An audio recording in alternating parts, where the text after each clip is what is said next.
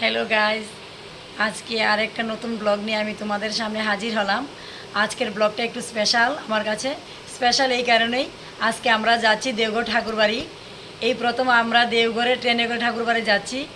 আগে কয়েকবার গিয়েছি কিন্তু ট্রেনে করে কখনো যাইনি। ট্রেন জার্নি করে যাওয়ার মজাটাই আলাদা। মোটামুটি 15-16 দিনের জার্নি। তোমাদের সঙ্গে সবটাই শেয়ার করব ধাপে ধাপে, তোমরা দেখতে থাকো। আমাদের লাগেজপত্র পুরোপুরি গুছানো হয়ে গেছে। এখন আমরা ঘর থেকে বের হব। বের হওয়ার সময় আসলো বৃষ্টি, কিন্তু কিচ্ছু করার নেই, বৃষ্টির মধ্যে আমরা বের হয়ে গেলাম। এখন আমরা ট্রেনে উঠে বসলাম।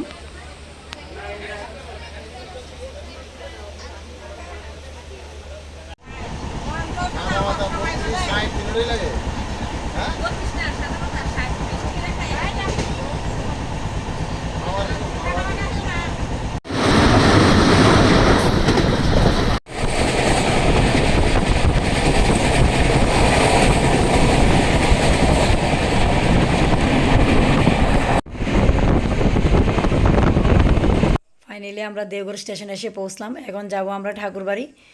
সেইখানে আমাদের আগে থেকেই রুম বুকিং করা ছিল। রুমে গিয়ে ফ্রেশ হয়ে ঠাকুরবাড়ি যাব। আজকে ঠাকুরবাড়িতে স্পেশাল একটা প্রোগ্রাম আছে, একটা অনুষ্ঠান আছে। তোমরা দেখে বুঝতে পারো কিনা দেখি কি প্রোগ্রাম ঠাকুরবাড়িতে।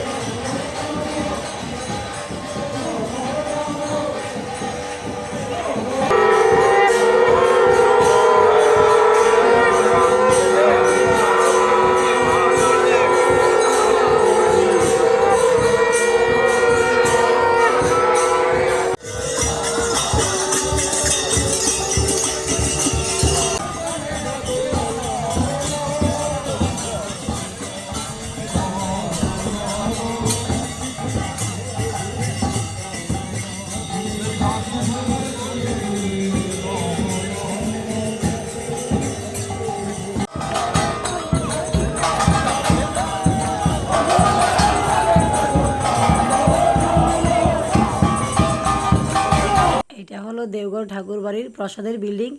এখন আমরা সেইখানে গিয়ে প্রসাদ নেব।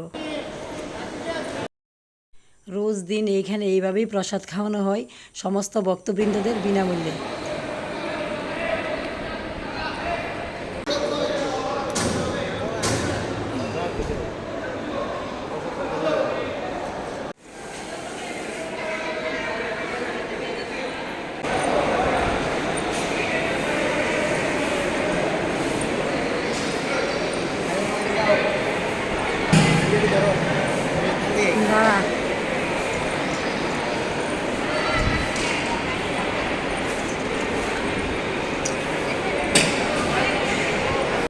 এই জলাশয়টাকে সুন্দরভাবে সাজানো হয়েছে পদ্মফুল দিয়ে।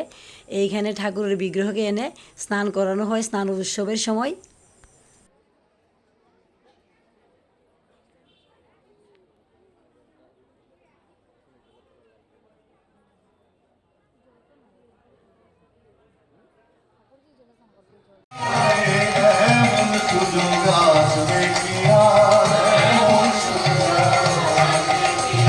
এখন সৎসঙ্গ শেষ হলো। প্রসাদের জন্য আমরা সবাই লাইনে দাঁড়িয়ে গেলাম।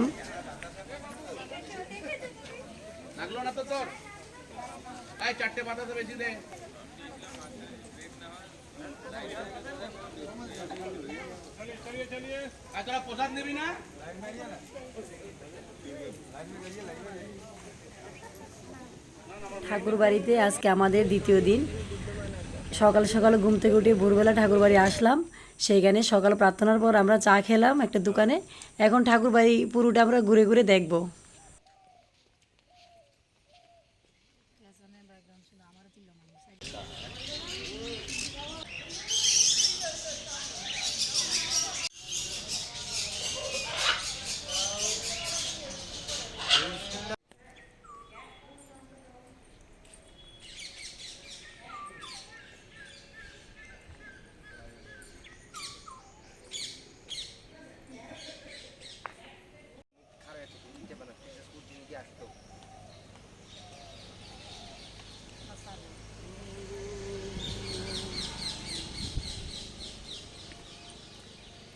ঠাকুর বাড়ির পুরোটা বাড়ি এরকম এইভাবে সুন্দর করে সাজানো, ফুল গাছগুলি কিংবা লতানো গাছগুলি দিয়ে পুরো এরিয়াটি এইভাবে সুন্দর করে সাজানো।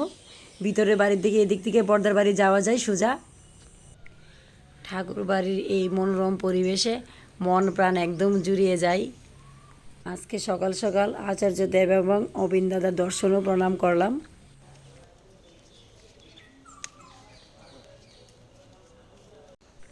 সকাল সকাল আমাদের ঠাকুর বাড়ি পুরা ঘোরা হয়ে গেল। এখন আমরা যাব মিউজিয়ামের দিকে। ঠাকুরের যে ব্যবহৃত গাড়িগুলি রাখা হয়েছে সেখানে আমরা যাব। ঠাকুর বর্মা বর্দা যে গাড়িগুলি ব্যবহার করতো সেইগুলি এখানে সুন্দর করে সাজিয়ে রাখা হয়েছে, কিন্তু ছবি তোলা নিষেধ আছে। আমি লুকিয়ে লুকিয়ে একটু ভিডিও করে নিলাম, তোমাদের সঙ্গে সেটা শেয়ার করলাম, তোমরা দেখে নাও। তখনকার দিনের গাড়ি কত সুন্দর।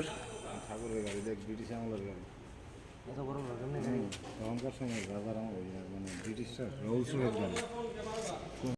এইখানে ঘোড়ার গাড়ি দেখতে পাওয়া যায়, আমাদের এখানে তো ঘোড়ার গাড়ি নেই।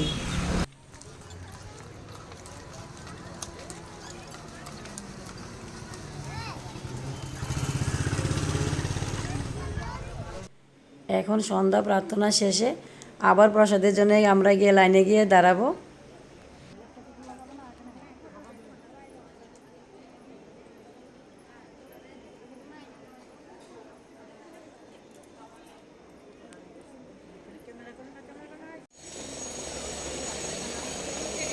এই দেখো আজকে প্রসাদে কি পেলাম, কেউ পেলাম ফল, কেউ পেলাম মিষ্টি। এখন আমরা আবার একটু গেটের বাইরে একটু ঘোরাঘুরি করব।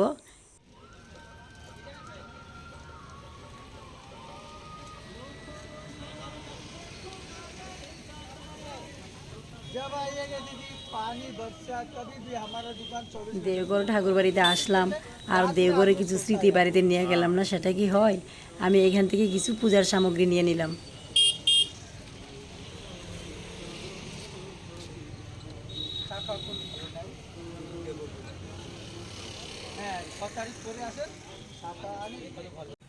ঠাকুর বাড়িতে আজকে আমাদের আরেকটা নতুন সকাল।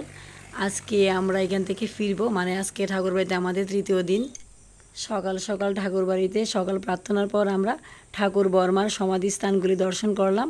তারপর এখানে আমরা আসলাম চায়ের দোকানে, এখানে আমরা চা টিফিন খেয়ে নিলাম। আজকে আমরা ঠাকুর বাড়ি থেকে ফিরবো, আমাদের ট্রেন রাত্রিবেলা, তাই ভাবছি দিনের বেলাটা আজকে আউটসাইডে একটু ঘোরাঘুরি করব। এখন আমরা আসলাম কাপড়ের দোকানে। ঠাকুর বাড়ির গেটের রাস্তার দুই পাশে এইভাবে অনেকগুলি কাপড়ের দোকান আছে। এইখানে লাল পাড়ে শাড়ি পাওয়া যায়।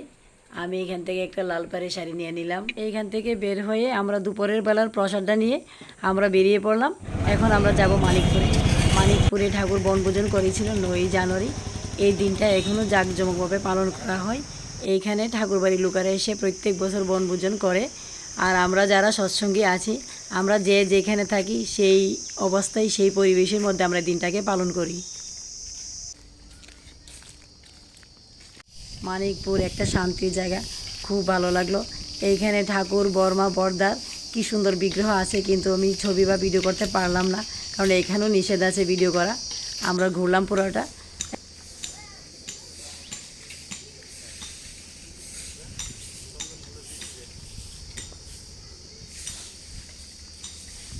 এখন আমরা আসলাম নন্দন পাহাড়ে। পাথরের পাহাড়, দেখতে তো খুবই সুন্দর।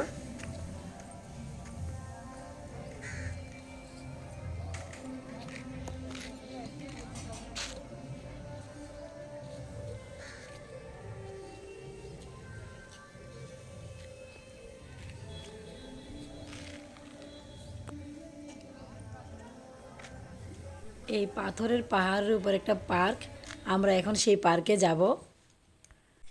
এই প্রচণ্ড গরমের মধ্যে আমি সিঁড়ি দিয়ে আর উঠতে পারছি না।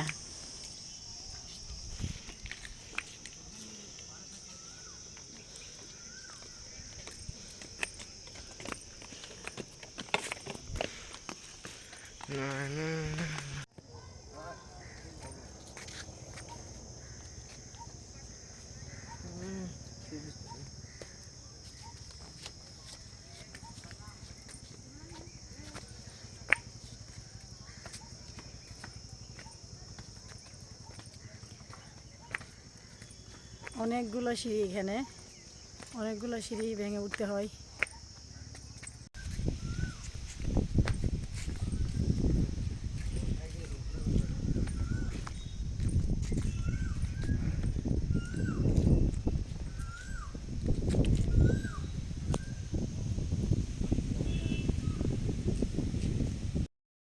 এই নন্দন পাহাড়টা একটা পার্ক, খুবই সুন্দর। আমি গত বছর যখন দেগরে এসেছিলাম, এই পার্কে এসেছিলাম, আমার ভালো লেগেছিল। তাই এবারে যখন আসলাম, এইখানে আবার ঘুরতে আসলাম। আমি এখানে একটা কথা বলবো, যারা দেওঘরে আসবে এই নন্দন পাহাড়টা একবার ঘুরে যাবে। আমার তো খুব ভালো লাগলো।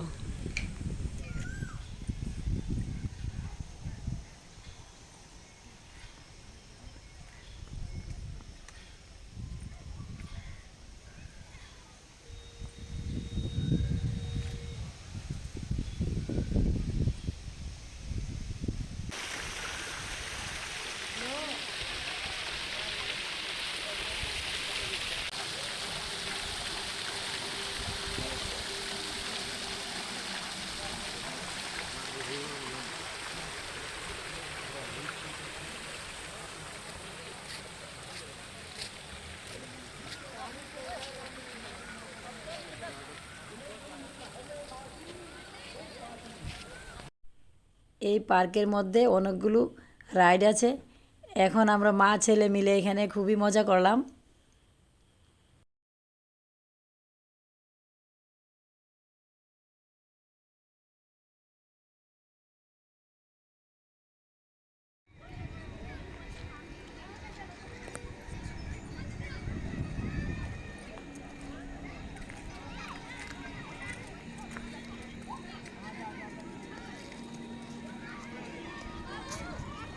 इधर आओ इधर आओ। अरे इधर आओ, तुम भाग क्यों रहे हो बेटा? इधर आओ।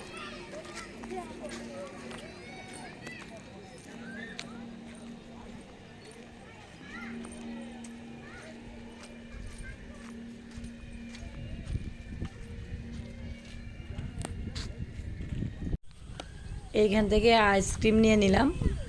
আজকের বিকালটা বেশ ভালো কাটলো, এখানে এসে ভালো লাগলো। পরন্ত বিকেলের সূর্যটা কি সুন্দর লাগছে দেখতে।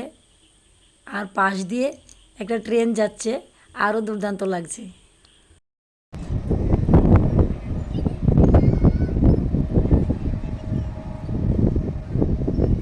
অনেক ঘোরাঘুরি করার পর আমরা সন্ধ্যা প্রার্থনার আগে ঠাকুর বাড়িতে ফিরে আসলাম। এখন প্রার্থনা শেষে ঠাকুরবাড়ি গেটের বাইরে দাঁড়িয়ে আছি। পেছনেই দেখা যাচ্ছে ঠাকুরবাড়ির মেন গেট। আজকে তো আমরা ঠাকুরবাড়ি থেকে ফিরবো, রাত্রি 12টায় আমাদের ট্রেন। এখন একটু এদিক থেকে একটু সামনে ঘোরাঘুরি করব।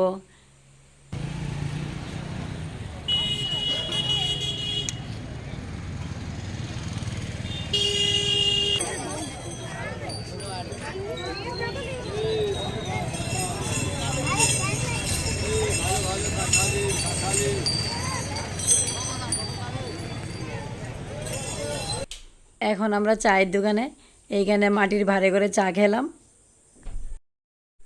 বাবাই তো চা খাবে না, বাবাই বলছে ও ফুচকা খাবে।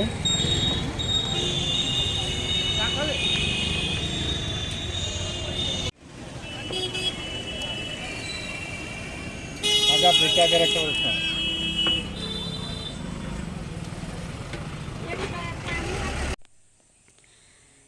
এখন আমরা আনন্দবাজার প্রসাদের বিল্ডিংয়ের সামনে মাঠটার মধ্যে, এখন আমরা এখানে বসে একটু সময় কাটাবো। তারপর আনন্দবাজারের প্রসাদটা নেওয়ার পর আমরা রুমে ফিরবো। আমাদের তো ট্রেন অনেক রাত্রে, মানে রাত্রি 12টায়। আমরা ঠিক 11টার সময় এখান থেকে বের হব। আমরা যাব যশোদী স্টেশনে, এখান থেকে আমরা যাব হাওড়া। এইখানে সন্ধ্যার পরে অনেক লোকজন বসে বসে গল্প করছে, বেশ ভালো লাগছে। আনন্দবাজারের প্রসাদ শুরু হবে রাত্রি 9টা থেকে।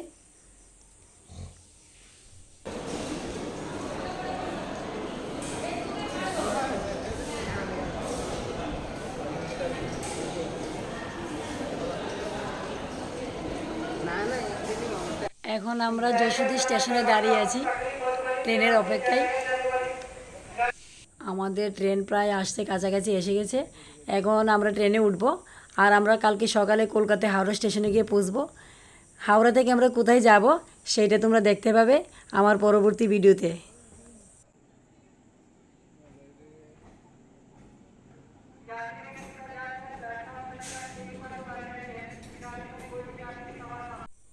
আমার এই ভিডিওটি যদি তোমাদের ভালো লেগে থাকে তাহলে চ্যানেলটাকে সাবস্ক্রাইব করে দেবে আর লাইক কমেন্ট শেয়ার করতে ভুলবে না। Tata, bye bye.